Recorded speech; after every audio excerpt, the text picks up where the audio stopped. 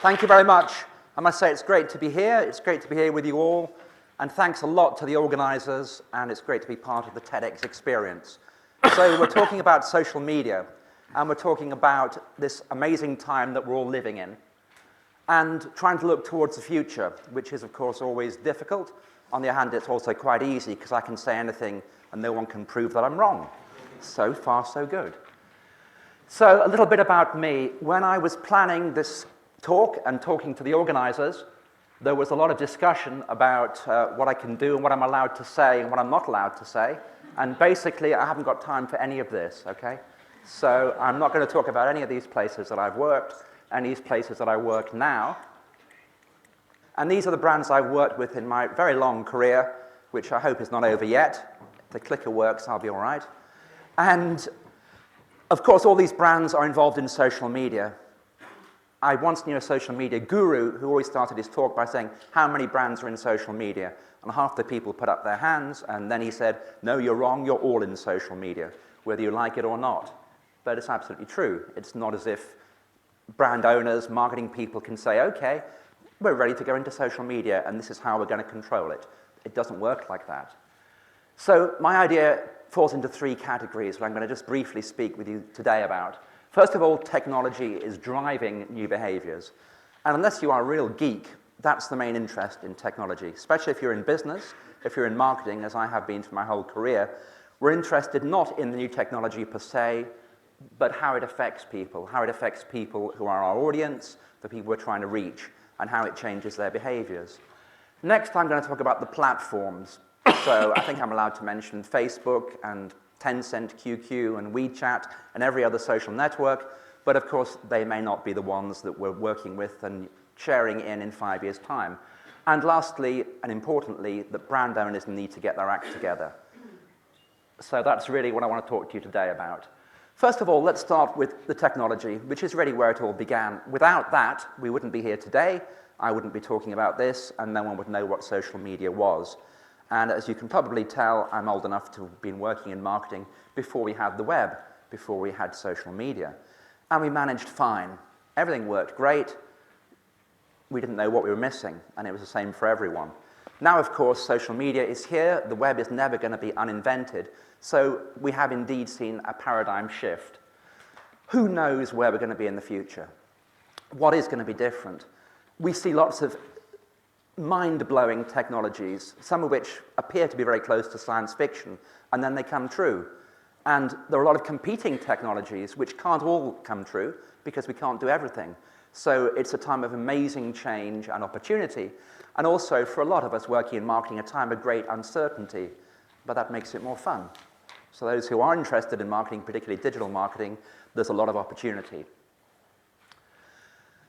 We talk about the big brands that everyone knows, which so far have been mainly US-owned, and the internet, although invented by a Brit, has been developed to a massive extent by the United States of America, and at the moment, most of the global tech brands are American, but we see this changing. As one example, I remember a few years ago, my daughter was at the time 14. She came to me one day and said, Dad, by the way, I've left Bebo. That wasn't her boyfriend. Any of you who are old or with long memories, or both, may remember Bebo was and still is a social network. And I remember filling in the parental consent forms and scanning them. I don't think it was a fax, but I did actually email it back. And eventually, I had given my permission for my daughter to be on Bebo. Anyway, I said to her, didn't you love Bebo? I thought it was really great. It was a nice, safe place. You had lots of happiness there and interesting stuff. She said, everyone's on Facebook now, Dad. That was it.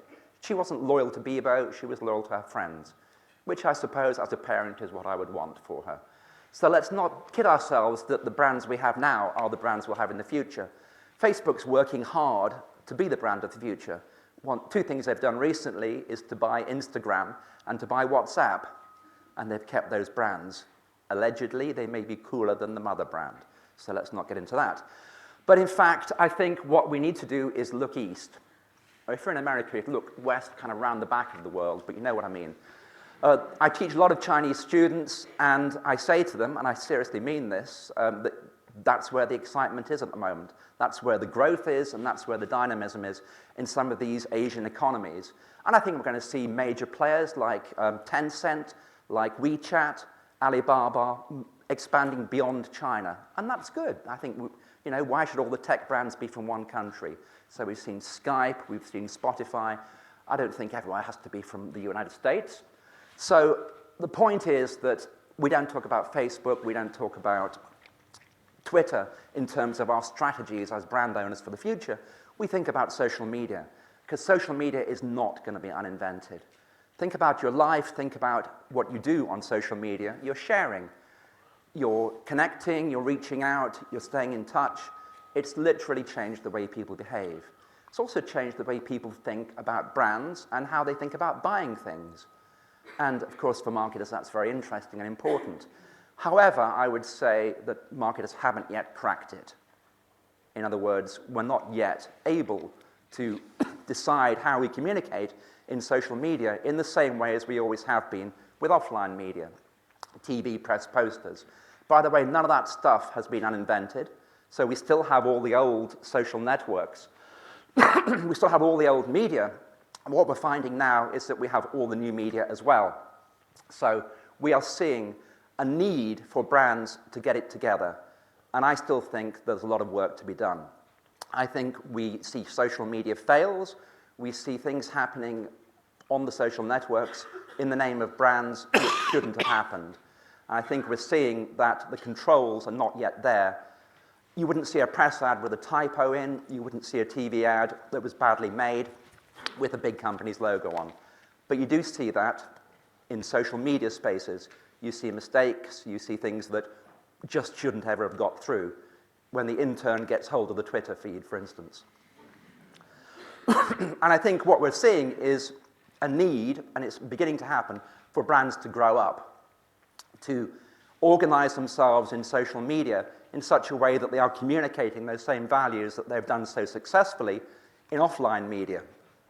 And of course, the future is going to be offline and online together. And that's the big challenge, to join it all up.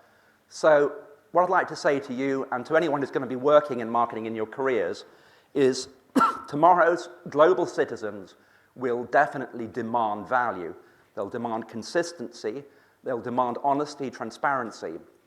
And the brands that can deliver that and truly fulfill that need in this crazy, mixed-up, fast-changing, connected world, they're the ones who are going to be successful. And ladies and gentlemen, thank you very much. For me, that's an idea worth spreading. Thank you.